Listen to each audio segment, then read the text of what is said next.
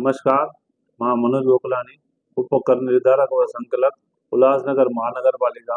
मुझे सॼे शहरवासियों खे ॿुधाईंदे ख़ुशी थी थिए त 28 सेप्टेम्बर 2024 राष्ट्रीय लोक अदालत लॻाई वई आहे। छंछर जो ॾींहुं सुबुह जो 10 खां शाम जो 6 हिकु ॾींहं जे लाइ इहा राष्ट्रीय लोक अदालत जेका आहे हुन में टैक्स डिपार्टमेंट जे तरफ़ां असांजे माननीय कमिश्नर सर, असांजे एडिशनल कमिश्नर सर ऐं असांजी कर निर्धारक व संकलक मैडम हिन जे मार्गदर्शन हेठि पेनल्टी माफ़ कई वई आहे। जेको बि वन टाइम पेमेंट भरींदो हुन जे लाइ 100% पेनल्टी माफ़ थी वेंदी। हुनजो फ़ाइदो वठो ऐं पंहिंजी जप्तियुनि ऐं कार्रवाइयुनि खां बचो। असांजी इहा तव्हांखे रिक्वेस्ट आहे, हिकु वेनिती आहे, अची करे पंहिंजा पेमेंट टाइम ते अची भरियो। धन्यवाद।